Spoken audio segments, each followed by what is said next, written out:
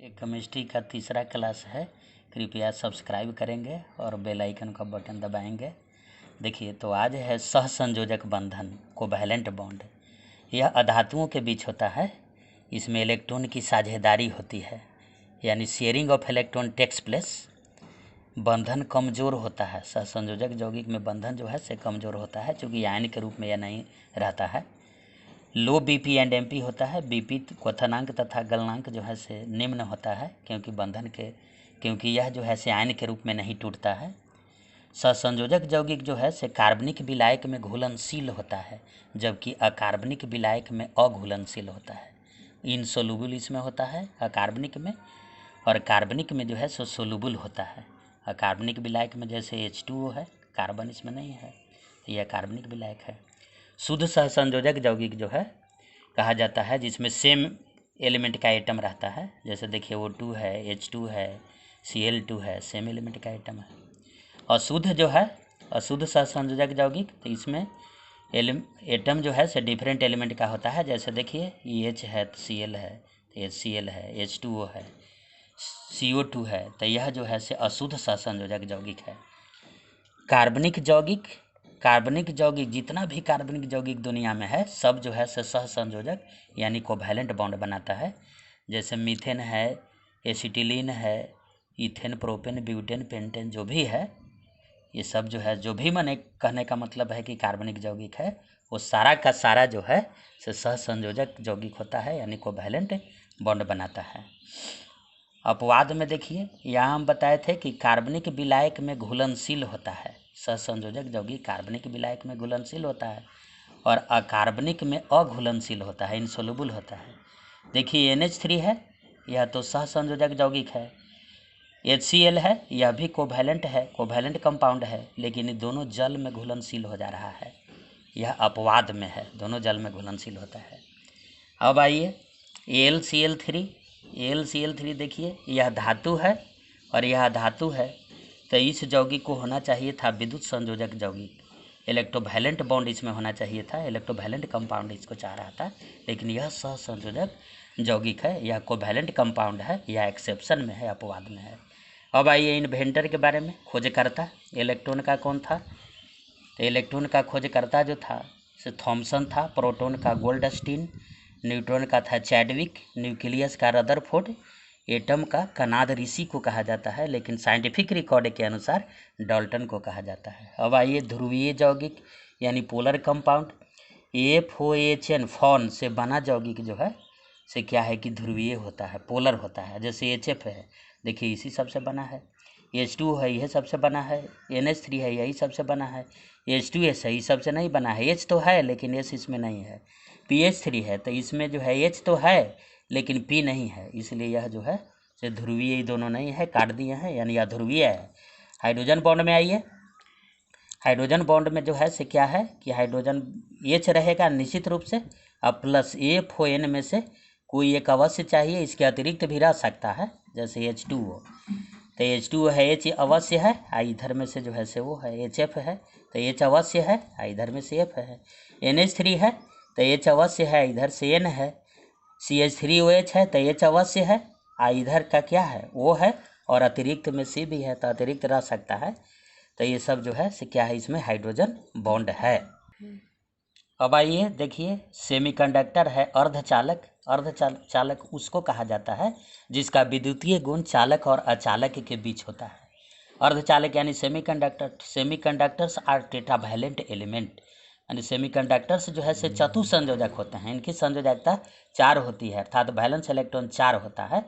इनका प्रतिरोध ताप गुणांक ऋणात्मक होता है। It has negative temperature coefficient of resistance, अर्थात इसका मतलब हुआ कि R is inversely proportional to temperature. अगर टेम्परेचर को हम बढ़ाएंगे तो रेसिस्टेंस घटेगा, अगर टेम्परेचर को घटाएंगे तो रेसिस्टेंस बढ़ेगा। देखिए जर्मेनियम सिलिकॉन है, देखिए 32, 2, 8, 18, 4 वैलेंस इलेक्ट्रॉन 4 आपका है। जर्मेनियम 14 है, तो 2, 8, 4 वैलेंस इलेक्ट्रॉन 4 है। अब आइए प्रयोगशाला का सामान, खाना बनाने का बर्तन, ये सब किस कांच का बना होता है? तो पायरेक्स कांच का बना होता है। यह कांच का एक रूप है। बल्ब है, लेंस है, प्रिज्म है, ये सब किस कांच का बना होता है? तो फ्लिंट ग्लास का बना होता है, फ्लिंट कांच का बना होता है। सीमेंट आइए, सीमेंट क्या है? तो यह कैल्शियम का एल्यूमिनेट तथा सिलिकेट का मिश्रण होता है। जैसे देखिए CaO कैल्शियम ऑक्साइड है, SiO2 सिलिका है बालू, Al2O3 यह जो है से क्या है, इसी को सीमेंट कहा जाता है। PCC इसका फुल फॉर्म हुआ पोर्टलैंड कंक्रीट सीमेंट। तो देखिए इसमें क्या क्या होता है, कैसे कैसे कैसे बनता है। कंक्रीट होता है प्लस सैंड यानी बालू होता है प्लस सीमेंट होता है और प्लस पानी इसमें मिला देते हैं। तो इस सारा का मिश्रण जो है से PCC है। अगर PCC का मतलब हो गया कि रोड ढलैया वाला मटेरियल, और RCC का मतलब हो गया कि PCC प्लस Fe। अगर रोड ढलैया का जो मटेरियल है उसमें अगर लोहा मिला दिया जाए तो RCC यानी छत ढलैया हो जाएगा, और RCC स्ट्रॉन्ग हो जाएगा PCC से। अब आइए गारा माने मोर्टर कैसे बनता है? तो सीमेंट में सैंड मिला दीजिए बालू और प्लस उसमें पानी मिलाइए तो इसके बाद गारा बन जाएगा। अब आइए ग्लास के बारे में। Glass is super cooled liquid. Glass जो है से ग्लास एक अतिशीतलित द्रव है। ग्लास को कोई अगर ठोस कहता है तो गलत हो जाएगा, अधिकांशतः लोग ठोस ही कहेगा। ग्लास एक प्रकार का द्रव है, सुपर कूल्ड लिक्विड है। देखिए ग्लास कौन सी का मिश्रण है वास्तव में? SiO2 माने सिलिका है प्लस Na2CO3 ये सोडा ऐसे है यानी कि सोडियम है, कार्बोनेट है, ICaCO3 है। ये सब का मिश्रण जो है से क्या है? ग्लास है। प्लिनी सबसे पहले बनाया था। अब आइए पीटी के बारे में। आवर्त सारणी पीरियोडिक टेबल बनाने का पहला प्रयास जो है से डोब्रेनर ने किया था। उस टाइम में एलिमेंट की संख्या 53 थी। यह जो है से ट्रेड लॉ दिया, त्रियक नियम दिया। इसका नियम जो है से परमाणु भार पर आधारित है। दूसरा वैज्ञानिक आया न्यूलैंड, जो ऑक्टेव लॉ दिया यानी अष्टक नियम दिया। उस समय तत्वों की संख्या 56 थी। वह परमाणु भार पर, उसका भी नियम परमाणु भार पर आधारित था। अब आइए मेंडलीफ का पीटी देखिए। मेंडलीफ का आवर्त सारणी, इसको कहा जाता है क्या? प्राचीन पीटी कहा जाता है, old PT, old periodic table.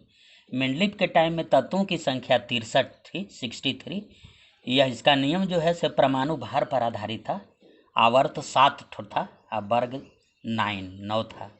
उदग्र स्तंभ की संख्या 11 था। और इसके बाद इसको कहा जाता है पीटी का लघु रूप, शॉर्ट फॉर्म ऑफ पीटी, इसी को कहा जाता है।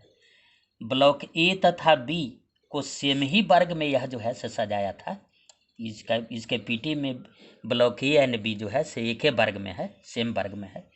अब आइए आधुनिक पीटी, मॉडर्न पीटी। इसको हिंदी में अर्वाचीन पीटी कहते हैं। अर्वाचीन का मतलब हो गया कि प्राचीन का उल्टा यानी कि नया।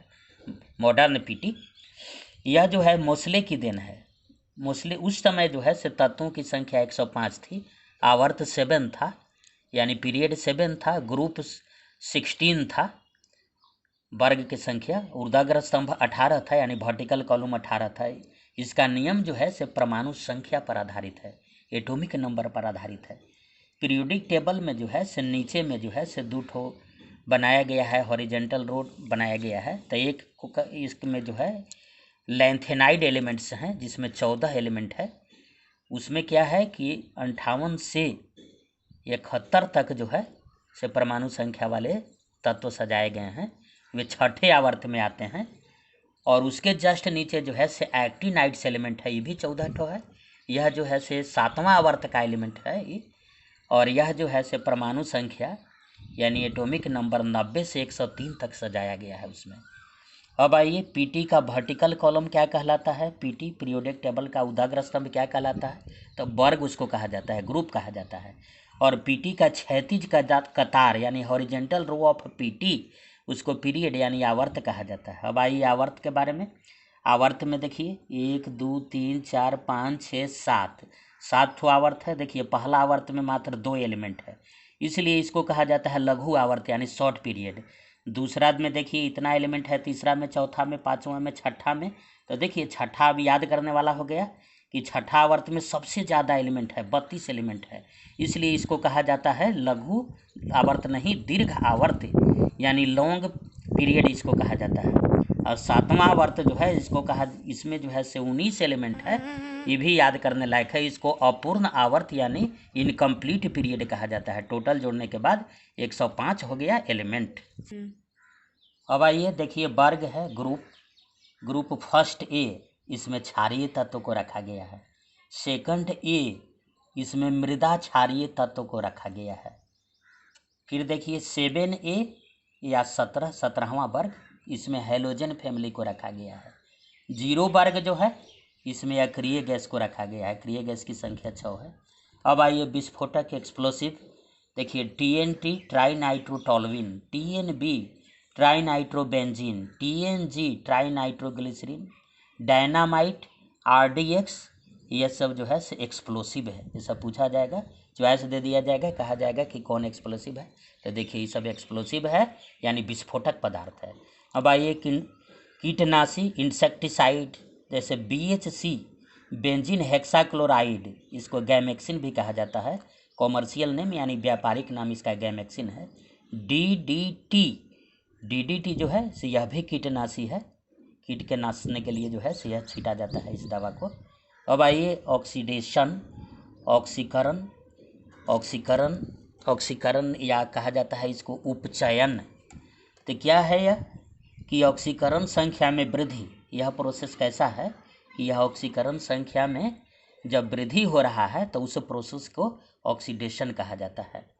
जैसे देखिए Na है तो इसे एक इलेक्ट्रॉन को निकाल लिए, तो देखिए इस पर 0 आवेश था, कुछ नहीं आवेश था, तो +1 आ गया, तो 0 से 1 आवेश हो गया, तो ऑक्सीकरण संख्या बढ़ गया। ऑक्सीकरण संख्या मीन्स आवेश समझिएगा। तो ऑक्सीकरण संख्या में वृद्धि हो रहा है, यह इसलिए यह प्रक्रिया जो है से ऑक्सीडेशन है, ऑक्सीकरण है। फिर क्या है कि इस प्रक्रिया में इलेक्ट्रॉन का लॉस होता है। देखिए इलेक्ट्रॉन लॉस हो रहा है, इलेक्ट्रॉन को खींच लिए हैं तो इलेक्ट्रॉन लॉस हो रहा है, यानी कह सकते हैं कि ऑक्सीकरण एक ऐसी प्रक्रिया है जिसमें इलेक्ट्रॉन का लॉस होता है। Loss of electron takes place in oxidation. फिर जो है से देखिए बोल रहे हैं क्या कि ऑक्सीजन का संयोग होता है। यह एक ऐसी प्रक्रिया है, ऑक्सीकरण एक ऐसी प्रक्रिया है जिसमें ऑक्सीजन का संयोग होता है, यानी combination of oxygen takes place.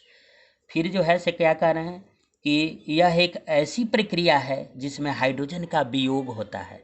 वियोग होता है का मतलब कि हाइड्रोजन हटता है, वियोग का मतलब कि हाइड्रोजन हट रहा है। फिर क्या है कि ऑक्सीजन का जब संयोग हो रहा है तो ऑक्सीजन तो विद्युत ऋणात्मक तत्व है, तो इसका मतलब कि ऐसे कह सकते हैं कि यह एक वैसी रासायनिक प्रक्रिया है जिसमें विद्युत ऋणात्मक तत्व के अनुपात में वृद्धि होती है। फिर ऑक्सीजन का क्या कहना है कि ऑक्सीजन का संयोग होता है, तो आप फिर कह रहे हैं कि हाइड्रोजन का वियोग होता है, तो हाइड्रोजन विद्युत धनात्मक है, ऋणात्मक भी इसको कहा जाता है। तो इसका मतलब है कि विद्युत धनात्मक तत्वों के अनुपात में कमी होती है, जो कि हाइड्रोजन का वियोग हो रहा है। अब आइए ऑक्सीकारक, ऑक्सीकारक को कहा जाता है उपचायक, अंग्रेजी कहिएगा तो ऑक्सीडाइजिंग एजेंट। तो ऑक्सीकारक किसको कहा जाता है, तो जो वह पदार्थ जो दूसरे रासायनिक पदार्थ की ऑक्सीकरण संख्या को बढ़ा दे, वह पदार्थ जो किसी दूसरे रासायनिक पदार्थ की ऑक्सीकरण संख्या को बढ़ा दे और अपनी ऑक्सीकरण संख्या को घटा ले, उसे ऑक्सीकारक कहा जाता है। फिर क्या होता है कि ऑक्सीकारक क्या है, कौन सा पदार्थ है, तो ये इलेक्ट्रॉन का लाभ है, माने इलेक्ट्रॉन को ये प्राप्त करते हैं, इलेक्ट्रॉन का लाभ होता है इनको। जैसे सभी अधातुएँ ऑक्सीकारक होती है, जैसे फ्लोरीन है, क्लोरीन है, ब्रोमीन है, आयोडीन है, ये सब अधातु है। तो अधातुएँ जो है से ऑक्सीकारक होती है। फ्लोरीन जो है से प्रबल ऑक्सीकारक है, इसको ध्यान रखिएगा। फिर देखिए KMnO4 पोटेशियम पर मैग्नेट, यह जो है से ऑक्सीकारक है। K2Cr2O7 पोटेशियम डाइक्रोमेट ऑक्सीकारक है। KClO3 पोटेशियम क्लोरेट, यह भी ऑक्सीकारक है। H2SO4 यह भी ऑक्सीकारक है। HNO3 यह भी ऑक्सीकारक है। कृपया इस सब को जो है से याद रखिएगा, ये सब पूछा जाता है। अधिकांशतः यौगिक में जो है से ऑक्सीजन की ऑक्सीकरण संख्या ON ऑफ ऑक्सीजन -2 होता है। क्लोरीन की अधिकांशतः यौगिक में ऑक्सीकरण संख्या -1 होता है। मैक्सिमम ऑक्सीकरण संख्या कभी पूछेगा तो मैक्सिमम ऑक्सीकरण संख्या का मतलब कि ग्रुप नंबर N लिख दिए हैं। अब मिनिमम ऑक्सीकरण संख्या कोई पूछेगा, मिनिमम ऑक्सीडेशन नंबर, तो N घटा 8, जहाँ N का मतलब कि ग्रुप नंबर, ग्रुप नंबर में से 8 घटा देंगे तो मिनिमम ऑक्सीडेशन नंबर निकल जाएगा। फिर देखिए इसके बाद आइए H2O2, देखिए हाइड्रोजन पर ऑक्साइड। तो हाइड्रोजन जो है से क्या है, पहला वर्ग में है, यहाँ 2 है तो 2 गुने 1 +2 गुने, और इसके बाद देखिए -1 लिख दिए हैं, इसलिए कि इस पर कोई आवेश नहीं है, मिला जुला के तो हमको 0 होना चाहिए, तो यहाँ -1 लिखने के लिए हम मजबूर हो गए, इसलिए ऑक्सीजन की ऑक्सीकरण संख्या यहाँ -1 हो गया। अब दोनों मिला देंगे तो 2 × 1 जोड़ 2 × -1, तो देखिए 0 आ गया। तब याद रखिएगा, कभी ऐसा पूछा जाएगा कि पेराऑक्साइड में, ये हाइड्रोजन परऑक्साइड है, तो परऑक्साइड में, पेराऑक्साइड में ऑक्सीजन की ऑक्सीकरण संख्या क्या होती है? -1 होती है। जबकि ऐसे तो ऑक्सीजन की ऑक्सीकरण संख्या -2 बताए हैं अधिकांश यौगिक में, लेकिन पेराऑक्साइड में ऑक्सीजन की ऑक्सीकरण संख्या -1 होती है। अब आइए KO2 सुपर ऑक्साइड है, तो देखिए K पहला वर्ग में है, तो पहला वर्ग में है तो 1 + 2 इंटू, और टोटल मिला के हमको 0 होना चाहिए, तो 2 इंटू -1/2, तो ये 2 2 कट जाएगा, तो 1 घटावे के 0 हो जाएगा, तो 0 हो जाएगा। तो इसमें जो है से ऑक्सीजन की ऑक्सीकरण संख्या -1/2 है, तो -1/2 है, तब सुपर ऑक्साइड में ऑक्सीजन की ऑक्सीकरण संख्या -1/2 होती है। अब आइए OF2, तो F2 तो ये फ्लोरीन है, अब फ्लोरीन है तो F है क्या, इसका ऑक्सीकरण संख्या -1 होगा, तो -1 आ जाएगा, तो ये आ जाएगा कि 2 × -1, इसका तो 2 लिखना जरूरी है क्योंकि टोटल मिला के 0 आना चाहिए, तो 2 घटा 2 0 आ जाएगा। तो इसमें जो है यह एक खास यौगिक है जिसमें ऑक्सीजन की ऑक्सीकरण संख्या 2 होती है। यानी अब याद रखना है कि ऑक्सीजन की ऑक्सीकरण संख्या -2 होती है, पेराऑक्साइड में -1 होती है, सुपर ऑक्साइड में -1/2 होती है, और यह एक ऐसा यौगिक बोले कि जिसमें ऑक्सीजन की ऑक्सीकरण संख्या 2 आ गया। यानी -2, 2, -1 और -1/2 ऑक्सीजन की ऑक्सीकरण संख्या इतना सा हो सकती है। अब आइए रिडक्शन, अवकरण या अपचयन, तो यह एक ऐसी प्रक्रिया है जिसमें ऑक्सीकरण संख्या में कमी होती है। जैसे देखिए Na है, तो Na है तो इसको क्या किए कि इसको एक ऑक्सीजन जो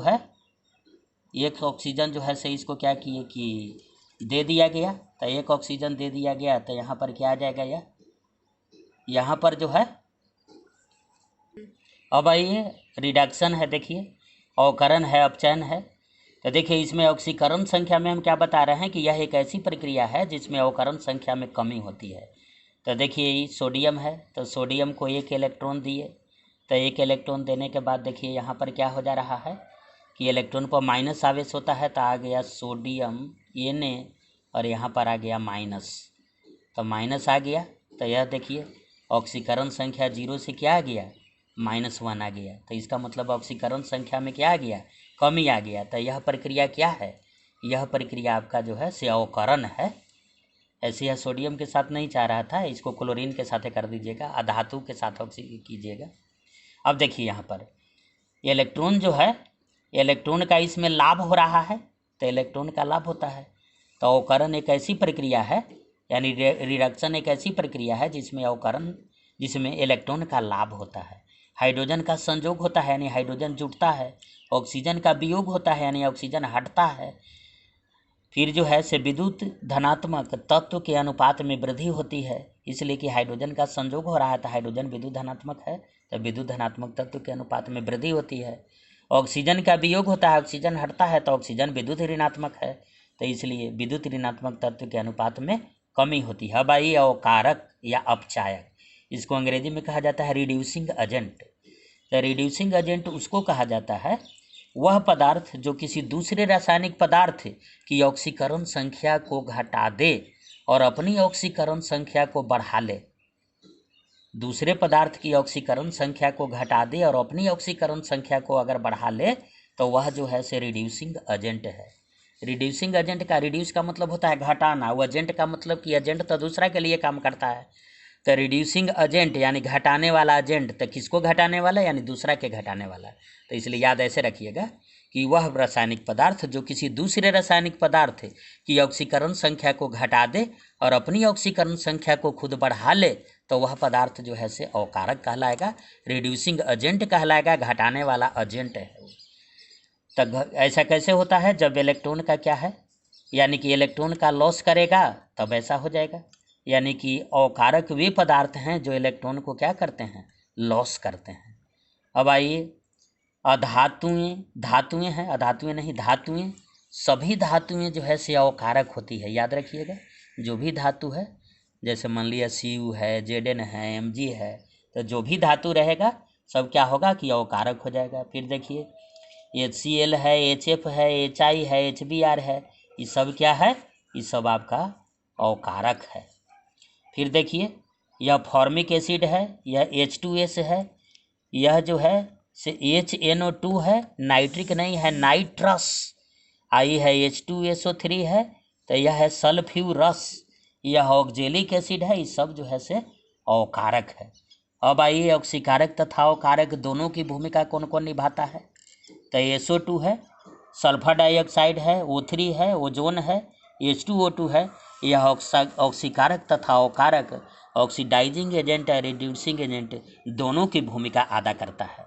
अब आइए संतरा में कौन सा अम्ल होता है, साइट्रिक एसिड है। नींबू है, साइट्रिक एसिड है। सिरका में कौन अम्ल है, तो एसिटिक अम्ल है, CH3COOH। विनेगर में सिरका होता है, विनेगर जो है, विनेगर का मतलब सिरका हो गया, एसिटिक अम्ल होता है।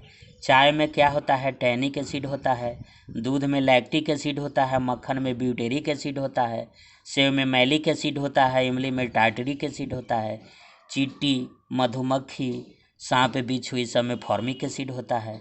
अमाशय रस में क्या है कि HCl उससे स्राव होता है, 1% होता है। प्रथम एलिफैटिक यौगिक मीथेन है। अब आइए देखिए एरोमेटिक यौगिक के बारे में। आइए पहला एरोमेटिक पूछा जाएगा कि पहला एरोमेटिक यौगिक कौन था, तो देखिए C6H6 बेंजीन। अब आएगा कि बेंजीन का स्ट्रक्चर किसने सबसे पहले बनाया, तो बेंजीन का स्ट्रक्चर जो है से केकुले ने दिया था। यह एक जो है से स्वप्न देख रहा था, और स्वप्न में उसका एक सांप आया, और सांप जो है से अपनी पूंछ से अपनी मुंह को काट रहा था। तो देखिए यही वाला बीच में जो है से सांप है, अपनी पूंछ अपनी मुंह से काट रहा है। तो इस तरह से इसका स्ट्रक्चर का एक कहानी है, कहानी नहीं कह रहे हैं। तो देखिए यह जो है से बेंजीन है, तो यह एरोमेटिक कंपाउंड है, पहला एरोमेटिक कंपाउंड है, इसका स्ट्रक्चर केकुले ने दिया था। फिर इसमें देखिए नेप्थलीन है, 2 ही आ गया। आई फिर क्या है कि एंथ्रासिन है, ये सब जो है से क्या है, एरोमेटिक यौगिक है। ये बेंजोइक एसिड है, ये टॉल्विन है, यह फेनॉल है। फिर देखिए ये क्लोरोबेंजीन है, ये सब जो है से एरोमेटिक कंपाउंड है। अब आइए स्ट्रक्चर के बारे में कुछ है। H2O यानी जल, तो इसका आकार जो है शेप कैसा होता है, कोणीय यानी एंगुलर होता है। इसका बॉन्ड एंगल 105 डिग्री होता है। देखिए वो है H है, ये कोण 105 डिग्री का होता है। CO2, तो देखिए ये ऐसे स्ट्रक्चर है, तो ये एंगल आ गया आपका 120 डिग्री।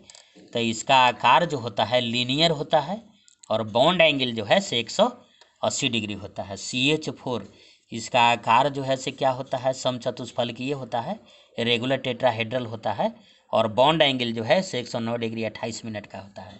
NH3 अमोनिया है, इसका आकार जो है से पिरामिडल होता है, और स्ट्रक्चर कोई कहेगा तो टेट्राहेड्रल यानी चतुष्फलकीय होता है, और बॉन्ड एंगल 109 डिग्री होता है। SF6 है, इसका आकार जो है से ऑक्टागोनल होता है, अष्टफलकीय होता है। CCl4 है, इसका आकार जो है से टेट्राहेड्रल यानी चतुष्फलकीय होता है, और बॉन्ड एंगल 109 डिग्री 28 मिनट का होता है। PCl5 है, इसका ट्रायगोनल बाइपिरामिड इसका आकार होता है। अब देखिए यह बता रहे हैं आपको आइसोमॉर्फस। आइसोमॉर्फस का मतलब हो गया, आइसो का मतलब समान, और मॉर्फस तो मॉर्फी का मतलब होता है आकृति यानी सम आकृतिक। आइसोमॉर्फस ही याद रखिएगा अंग्रेजी। इसका जो है इसके बारे में जो नियम दिया था उस वैज्ञानिक का नाम था मित्सरलिस दिया था। ये किसको कहा जाता है, तो क्या है कि compound having same crystal structure and number of atom same is called isomorphous. माने वैसे यौगिक जिसका क्रिस्टल स्ट्रक्चर सेम होता है माने समान होता है, और उसमें परमाणुओं की संख्या समान होती है, तो उसको कहा जाता है आइसोमॉर्फस। जैसे देखिए NaCl है या KCl है, देखने में लग रहा है क्या है कि दोनों जो है से दोनों की आकृति सेम होगा। यहाँ पर Na है तो यहाँ पर K है। नंबर ऑफ एटम देखिए 1 2, इसमें भी 2। अब आइए FeSO4 इंटू 7H2O। इसके बारे में इधर आइए MgSO4 इंटू 7H2O, यह इप्सम है। यह जो है से आपका क्या है, यह जो है से हरा थोथा, इसको कहा जाता है ग्रीन विट्रियोल है।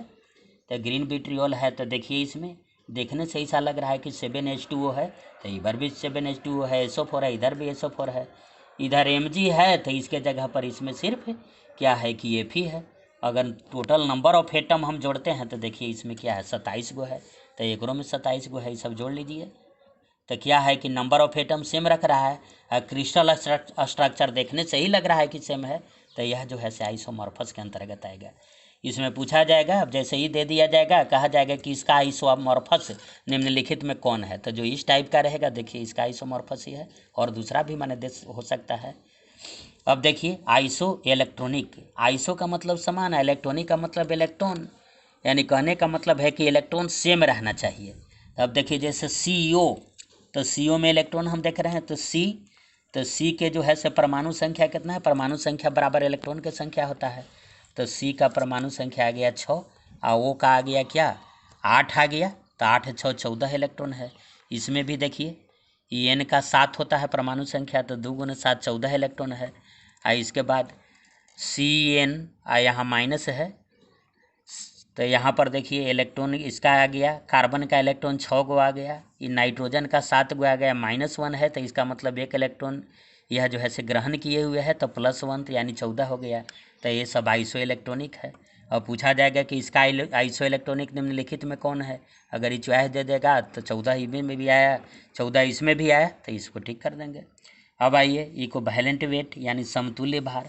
देखिए इक्विवेलेंट वेट निकालने के लिए बताए हैं, मोलेकुलर वेट यानी अणुभार बटा इसको जो है से डिवाइड किससे कर रहे हैं, नंबर ऑफ एक्टिव एलिमेंट यानी सक्रिय तत्व की संख्या इनटू उसकी वैलेंसी उसकी संयोजकता, अणुभार बटा क्रियाशील तत्व की संख्या गुने उसकी संयोजकता। जैसे देखिए Na2CO3 है, इसका इक्विवेलेंट वेट निकाल रहे हैं, तो 2 × 23 Na का 23 हो गया एटॉमिक वेट, +12 +4 × ऑक्सीजन का हो गया वेट कितना 16। तो देखिए सब जोड़ जाड़ के आएगा, अब /2 क्रियाशील तत्व की संख्या, तो क्रियाशील तत्व इसमें जो है सोडियम है, तो 2 गुने इसकी संयोजकता वैलेंसी, तो इसमें सोडियम की वैलेंसी 1, तो देखिए 53 आ गया। ये H2SO4 है, तो इसका अणुभार अगर निकालेंगे तो 58 आ जाएगा, बटा 2 गुने 1 2 हो गया ये हाइड्रोजन 1, तो ये आ गया 49 आ गया। फिर देखिए इक्विवेलेंट वेट अगर निकालना है तो धातु का भार बटा क्लोरीन का भार × 35.5, ये ऐसे कह सकते हैं कि धातु का भार × 11,200 मिलीलीटर या cc बटा क्लोरीन का आयतन, या इक्विवेलेंट वेट बराबर देखिए धातु का भार बटा ऑक्सीजन का भार × 8, या धातु का भार × 1 हाइड्रोजन का भार, या इसमें देखिए अगर मान लिया कि वॉल्यूम के हिसाब से निकालेंगे तो ऑक्सीजन के लिए देखिए 5600 से गुना हो जाएगा, हाइड्रोजन के लिए देखिए 11,200 cc से गुना होगा। यानी कहा जाता है इक्विवेलेंट वेट का एक परिभाषा दिया जाता है कि किसी धातु का जितना भार जो है, जितना भार चाहे जितना भाग जो है से क्लोरीन के 35.5 भाग से संयोग करता है, या उतना भाग को हटाता है, या क्लोरीन के 11,200 cc भाग से इतना आयतन से संयोग किए हुए है, या उसको हटाता है, उस भाग को उस तत्व का समतुल्य भार कहा जाता है। उसी तरह से ऑक्सीजन के रूप में इसको ऐसे डिफाइन किया जाता है कि किसी तत्व का वह भार या वह भाग जो ऑक्सीजन के 8 भाग से संयोग करता है, या उसे किसी तत्व से हटाता है, या ऑक्सीजन के 5600 cc यानी 5600 मिलीलीटर से संयोग करता है, या उसे किसी तत्व से हटाता है, उस भाग को उस तत्व का इक्विवेलेंट वेट यानी समतुल्य भार कहा जाता है। पापा मोबाइल का छुआ मैंने पापा। अब देखिए रेडिकल का इक्विवेलेंट वेट यानी कि मूलक का इक्विवेलेंट वेट कैसे निकाला जाता है, तो उसके मोलेकुलर वेट में यानी अणुभार में जो है से आवेश यानी चार्ज के से भाग दे देंगे। जैसे मान लिया कि कोई कह देगा कि SO4 माइनस, इसका मान लिया इक्विवेलेंट वेट निकालना है, तो क्या कीजिए कि इसका मोलेकुलर वेट में और आवेश देखिए माइनस यानी 2 ठो है आवेश, तो 2 से भाग दे दीजिए, यानी इसके अणुभार में अगर 2 से भाग दे देंगे ये रेडिकल हो गया, तो इसका जो है से क्या निकल जाएगा समतुल्य भार निकल जाएगा। तो इस तरह से है। ऑक्सीकरण संख्या क्या है? ऑक्सीकरण संख्या is nothing but it is क्या? चार्ज। यह एक प्रकार का आवेश है, कुछ नहीं है बल्कि यह एक प्रकार का आवेश है। जैसे SO4 है तो SO4 माइनस माइनस यह है, तो इसका मान लिया कोई ऑक्सीकरण संख्या पूछ देगा तो देखिए -2 हो गया, -2 हो गया, चूँकि -2 आवेश हो गया। H2O तो एक पे कोई आवेश नहीं दिखाई दे रहा है तो 0 है, तो H2O की ऑक्सीकरण संख्या 0। अगर मान लिया कि H2SO4 के हम लेकर के चलें तो H का ऑक्सीकरण संख्या को अगर X मान ले, S की ऑक्सीकरण संख्या को Y मान ले और O की ऑक्सीकरण संख्या को अगर हम Z मान ले, तो ये नियम आ गया। आपका नियम है कि तीनों का अलजेब्राइक सम जो है यानी 2x 2 गुने x प्लस S एक ठो है तो plus y plus 4 into Z बराबर क्या? बराबर टोटल चार्ज। तो टोटल चार्ज H2SO4 पर कितना है? 0 है, तो इसलिए बराबर 0 हो जाएगा। अब SO4 के अगर हम लेकर के चलेंगे तो S के ऑक्सीकरण संख्या के y माने हैं तो y प्लस 4, वो जो है 4 ठो है तो 4 इंटू जेड बराबर टोटल आवेश -2 है बराबर -2। तो इस तरह से अब यहाँ पर है बता चुके हैं हम कि मैक्सिमम ऑक्सीडेशन नंबर का मतलब होता है ग्रुप नंबर वर्ग संख्या, और मिनिमम ऑक्सीडेशन नंबर अगर निकालना है तो N-8, जहाँ N का मतलब वर्ग संख्या। क्लोरीन का मिनिमम ऑक्सीडेशन नंबर मान लिया कोई पूछ देगा तो क्लोरीन तो N-8 के फार्मूला पर चलिए, तो N का मतलब ग्रुप नंबर, तो क्लोरीन का ग्रुप नंबर 7-8 तो -1 आ गया। सार्वत्रिक विलायक, सार्वत्रिक विलायक का मतलब हो गया यूनिवर्सल सॉल्वेंट, माने दुनिया में कौन ऐसा पदार्थ है, कौन ऐसा विलायक है, सॉल्वेंट है जो अधिक से अधिक चीज़ों को घुला सकता है, तो वह है H2O। कृपया इसे याद रखें। अब कहेगा कोई कि क्यों H2O सार्वत्रिक विलायक क्यों है, सबसे ज़्यादा चीज़ को क्यों घुलाता है, तो इसको फिजिक्स के अनुसार आंसर देना है। तो इसको कहिएगा कि इसका डाइलेक्ट्रिक कांस्टेंट जो है से अधिक होता है। अब आइए एल्केन, एल्केन को पैराफिन भी कहते हैं, पैराफिन का मतलब मोम जैसा। इसका सामान्य सूत्र क्या होता है? CnH2n+2। एल्कीन, इसको ओलिफिन भी कहा जाता है, आयल मने तेल यानी तेल जैसा तैलीय। इसका जो है से GF यानी जनरल फार्मूला होता है, 2 हटा दीजिए तो CnH2n। एल्काइन, तो इसका जो है से जनरल फार्मूला क्या होता है? CnH2n और -2, 2 घटाते चले जा रहा है -2। अब आइए हाइड्रोकार्बन किसको कहते हैं?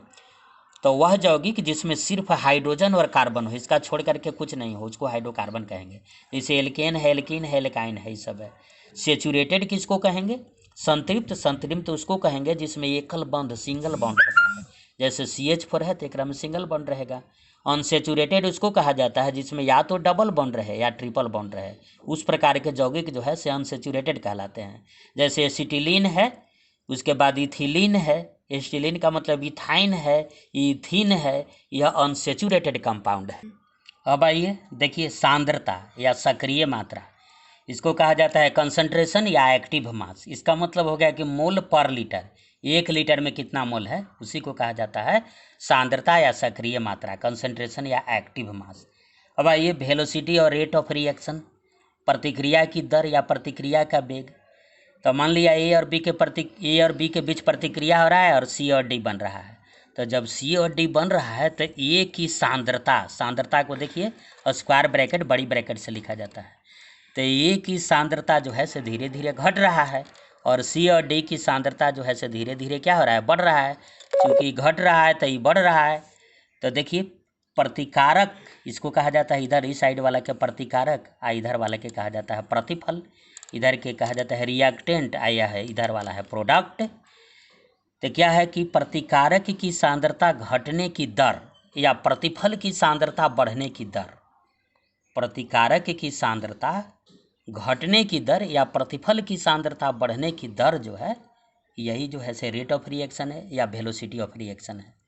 तो जैसे देखिए इधर का मान लिया कि रेट को हम R1 लिख रहे हैं, रेट ऑफ फॉरवर्ड रिएक्शन, इधर के रेट को मान लिया कि हम R2 लिख रहे हैं, तो R1 बराबर -D और क्या है स्क्वायर ब्रैकेट है dA/dt, माने ए की सांद्रता dt से भाग दिया गया तो उसका दर निकल गया, या कह सकते हैं dC/dt, इसमें माइनस नहीं लगाए हैं क्योंकि इसकी सांद्रता बढ़ रहा है।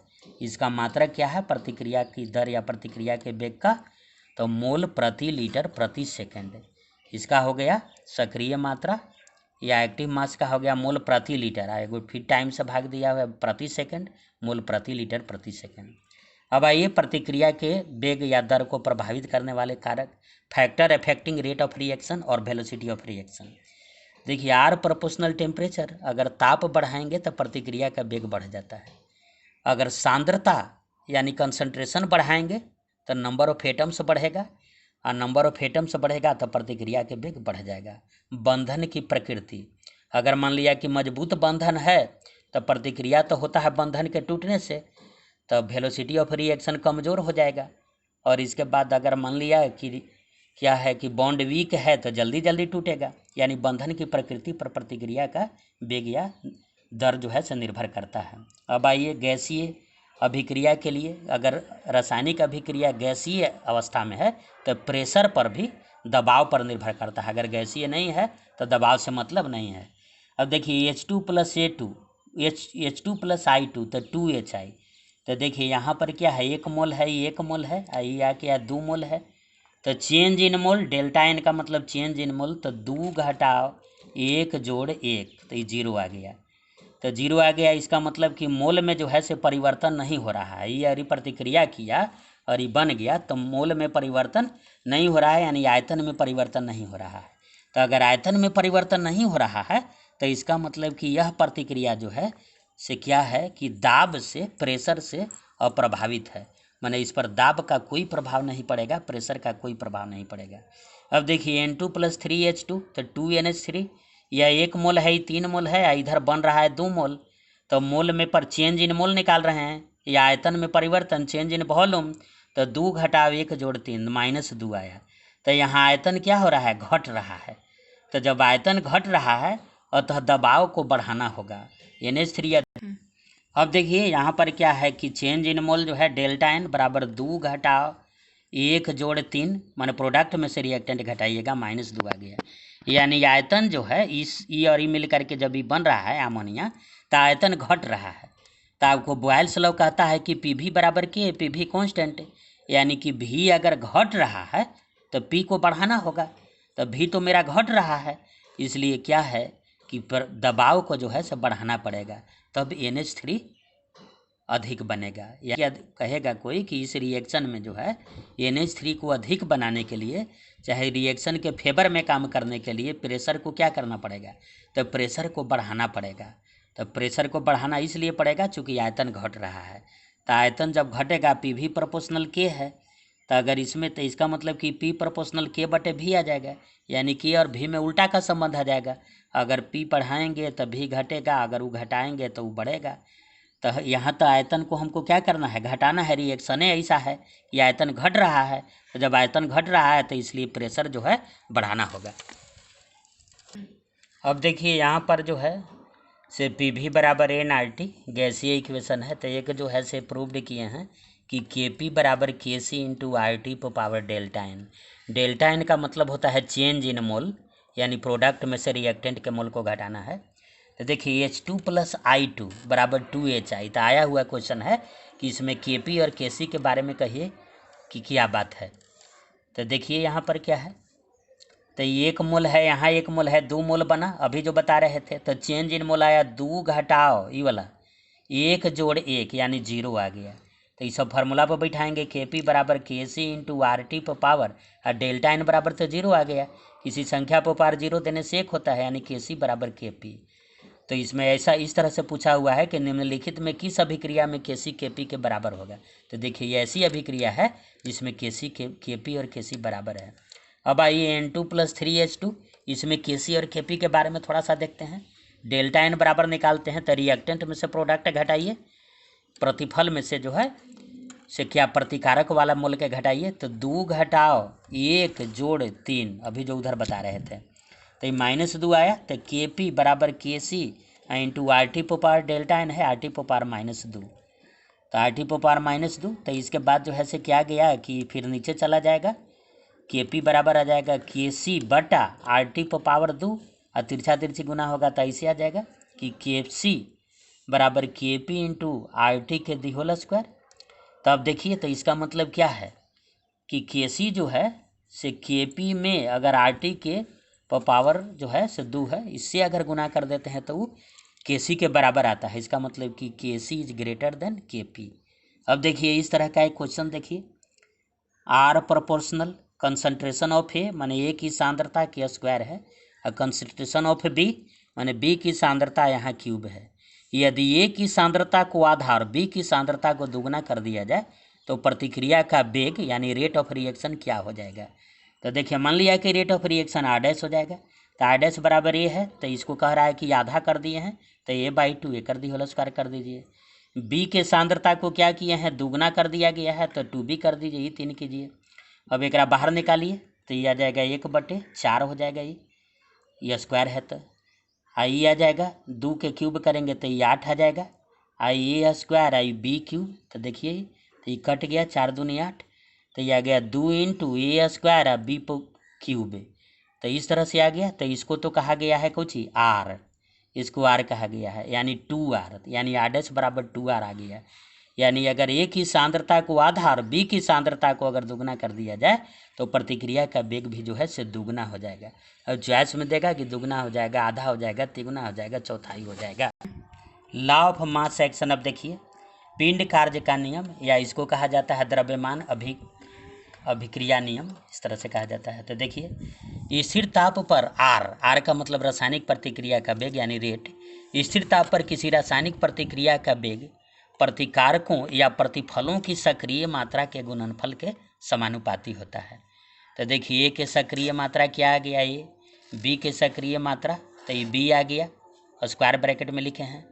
यह क्या है कि R1 का मतलब है कि रेट ऑफ फॉरवर्ड रिएक्शन, अग्रिम प्रतिक्रिया का वेग R2 का मतलब है रेट ऑफ बैकवर्ड रिएक्शन या रिवर्स रिएक्शन यानी उल्टी प्रतिक्रिया का वेग है। तो इसमें जो है से नियम के अनुसार क्या कहता है कि R1 proportional concentration of A into concentration of B और R2 proportional concentration of C into concentration of D. तो क्या है रासायनिक साम्य अवस्था, केमिकल इक्विलिब्रियम। तो केमिकल इक्विलिब्रियम समझिए, केमिकल इक्विलिब्रियम रासायनिक अभिक्रिया यानी केमिकल रिएक्शन का वह स्टेज है जिस पर अग्रिम प्रतिक्रिया का वेग उल्टी प्रतिक्रिया के वेग के बराबर होता है। यानी रेट, यह जो है केमिकल इक्विलिब्रियम केमिकल रिएक्शन का वह स्टेज है जिसमें rate of forward reaction and rate of backward reaction जो है से दोनों बराबर हो जाता है। तो देखिए ये दोनों बराबर कर दिए, तो R1/R2 इसी को Kc या Kp कहा गया है, बराबर ही आ गया।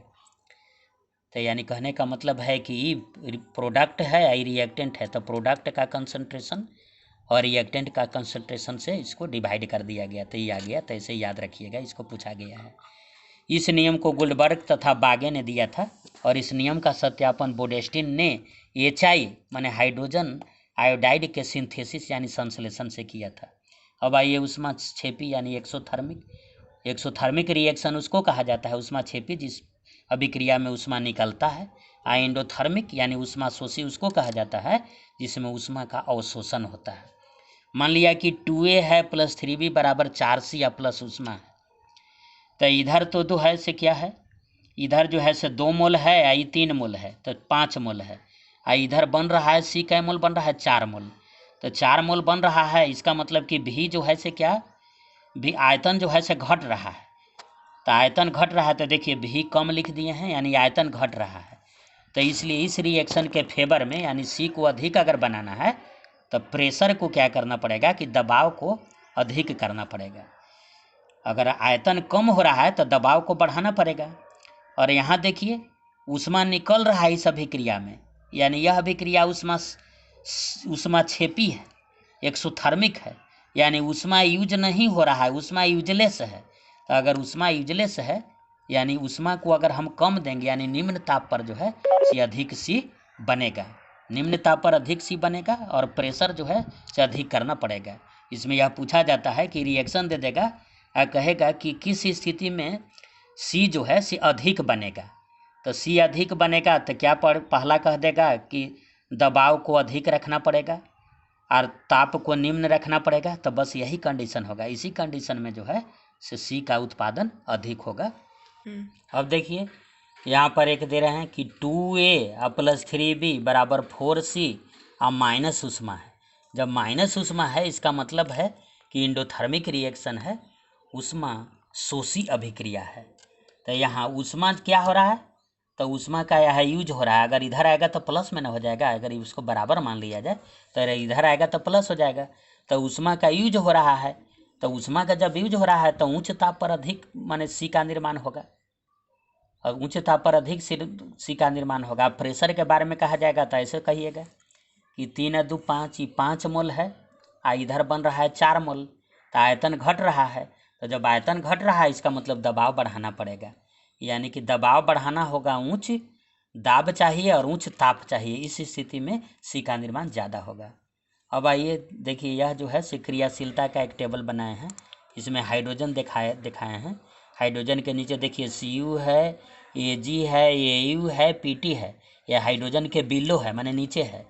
तो इसका मतलब हो गया, इसका मतलब होता है कि यह जो है से अम्ल से प्रतिक्रिया करके, ये सब तत्व है अम्ल से प्रतिक्रिया करके हाइड्रोजन गैस नहीं दे सकता है। अब ऐसे ही बहुत बार बार पूछा हुआ क्वेश्चन है कि Cu + H2SO4 क्या होगा, कौन सा गैस बनेगा। तो ढेर इसको ऐसे बता देगा कि CuSO4 + H2 हाइड्रोजन गैस में टिक लगा देगा, गलत हो जाएगा, वो नहीं बनता है। यह जो है से SO2 बनता है इसमें, जिसका रिएक्शन दिया जाता है। अब आइए top to bottom in PT, माने आवर्त सारणी में हम ऊपर से नीचे जाते हैं तो क्या होता है, तो त्रिज्या तेजी से बढ़ता है। परमाणु का आकार या त्रिज्या जो है से क्या होता है, तेजी से बढ़ता है। फिर धात्विक गुण मेटेलिक कैरेक्टर इंक्रीजेस, धात्विक गुण बढ़ता है। फिर क्या है कि जब धात्विक गुण बढ़ रहा है तो धातुएं क्या होती है, विद्युत धनात्मक होती है और अधातुएं विद्युत ऋणात्मक होती है। इसका मतलब कि विद्युत धनात्मक गुण जो है से बढ़ेगा। और धातु के बारे में बताया है कि धातुएं अवकारक होती है, तो अवकारक गुण भी बढ़ेगा। उसका ऑक्साइड जो है से क्षारीय होता है, यानी क्षारीय गुण बढ़ेगा। धातु जो है से इलेक्ट्रॉन को लॉस करता है, यानी इलेक्ट्रॉन लॉस करने का गुण बढ़ेगा जब हम आवर्त सारणी में ऊपर से नीचे जाएंगे। आयनन विभव IP आयनाइजेशन पोटेंशियल, फिर इलेक्ट्रॉन प्रीति, इलेक्ट्रॉन विद्युत ऋणात्मकता, ये सारा चीज़ जो है से क्या है कि टॉप से बॉटम जाते हैं तो घटता है। ये के लिए आइए, ये के लिए क्या है अपवाद में कि किसी ग्रुप के सेकेंड मेंबर को छोड़ करके ऐसा होता है। जैसे ये का मतलब इलेक्ट्रॉन एफिनिटी हो गया, तो इलेक्ट्रॉन एफिनिटी हम कह रहे हैं कि घटता है, लेकिन किसी भी वर्ग के सेकेंड मेंबर को छोड़कर, जैसे मान लिया इस 7वां वर्ग हम ले रहे हैं तो ये फ्लोरीन ऊपरे है और क्लोरीन नीचे है। नियम से तो होना चाहिए था कि इसका ज़्यादा होना चाहिए था फ्लोरीन का, और क्लोरीन का कम होना चाहिए था, लेकिन क्लोरीन का ज़्यादा होता है, फ्लोरीन का कम। किसी भी वर्ग रहेगा तो किसी भी वर्ग में सेकंड मेंबर का ज़्यादा हो जाएगा, ये अपवाद को याद रखिएगा। अभी जैसे क्या है, ऊपर में है वो है ऑक्सीजन है, नीचे सल्फर है, छठा ग्रुप है, तो इसमें जो है से नियम तो है कि नियम में क्या है कि घटता है, तो इसका जो है से क्या होना चाहिए था, कम होना चाहिए था, इसका अधिक होना चाहिए था, लेकिन इसी का कम ज़्यादा होता है, इसी का कम होता है, चूँकि अपवाद में है। अब left to right in PT आइए, आवर्त सारणी में बाएं से दाएं जाइए, तो बाएं से दाएं तो त्रिज्या धीरे धीरे घटता है, त्रिज्या धीरे धीरे जो है से घटता चला जाएगा। अधात्विक गुण बढ़ता चला जाएगा, अधात्विक गुण बढ़ेगा तो अधातुएं जो है से विद्युत ऋणात्मक होती है, यानी विद्युत ऋणात्मक गुण जो है से धीरे धीरे बढ़ता चला जाएगा जब हम बाएं से दाएं जाएंगे। फिर क्या है कि अधातुएं ऑक्सीकारक होती है, हम बताए हैं ऑक्सीकारक होती है, तो ऑक्सीकारक गुण जो है से धीरे धीरे बढ़ता चला जाएगा। फिर अम्लीय ऑक्साइड बनाती है, तो इसका मतलब अम्लीयता जो है से धीरे धीरे बढ़ता चला जाएगा। वो इलेक्ट्रॉन लॉस करता है धातु, तो इलेक्ट्रॉन लॉस करने का गुण जो है से बढ़ता चला जाएगा। IP प्रोपोर्शनल 1/r² होता है, माने अगर रेडियस बढ़ेगा, त्रिज्या बढ़ेगा, आकार बढ़ेगा, तो IP यानी आयनन विभव का मान जो है से घटेगा। और IP प्रोपोर्शनल स्टेबिलिटी यानी अस्थायित्व होता है, अगर अस्थायित्व बढ़ता है तो इसका मतलब है कि IP भी बढ़ेगा। जैसे 0 ग्रुप है वह जो है से PT का ऐसा ग्रुप है जो सबसे ज़्यादा अस्थायी है, इसलिए उसका जो है से IP यानी आयनन विभव सबसे ज़्यादा होता। अब आइए देखिए आयनन विभव के बारे में थोड़ा समझते हैं, आयनाइजेशन पोटेंशियल। तो बाहरी कक्षा वाले इलेक्ट्रॉन को निकालने के लिए जितनी ऊर्जा आवश्यक होती है उसी को आयनन विभव कहा जाता है।